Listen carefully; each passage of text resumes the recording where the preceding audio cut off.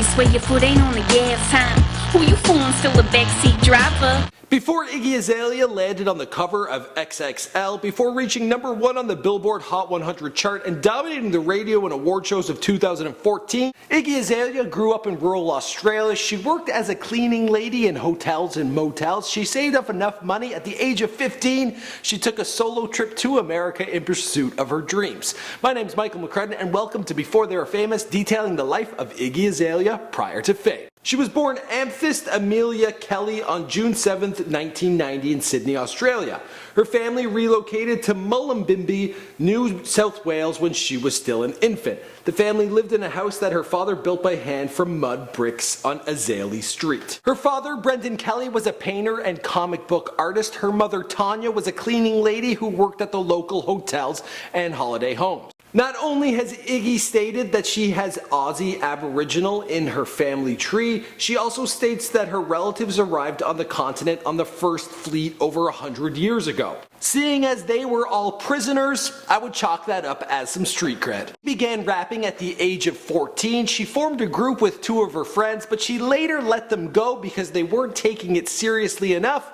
I can only imagine those two are kicking themselves right now. She traveled to the US in 2006 just before she turned 16. She fooled her parents stating that she was going on a holiday but had no plans to return. When she first arrived, she was in Miami. She spent a short time there before moving to Houston. Not long after that, she moved on to Atlanta, where she really got to get involved in the underground hip-hop community. Shortly after this, she then moved to LA. As a performer, she took on the stage name of her dog, Iggy, and the name of her street back home, Azalea.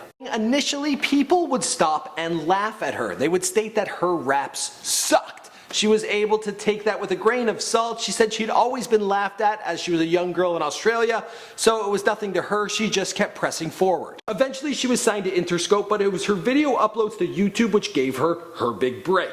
Her freestyles went viral. You in between it, devil in the deep blue, known in the news, so stick to what you used to.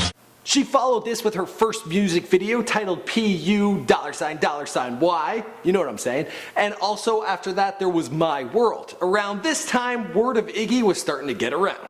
She found a mentor in Atlanta-based rapper T.I., and they worked together to begin to craft her debut album, the new classic, working under Grand Hustle Records. And the rest of the story, well, you know the rest of the story because this is Before They Were Famous. My name is Michael McCrudden, and I'm updating you guys on all sorts of celebrities, so if you want to hear someone else's backstory, let me know in the comments down below. Also, do me a favor and hit that subscribe button because I want to grow this channel, and I'm going to be doing everybody and all sorts of videos. Thanks for watching. Bye.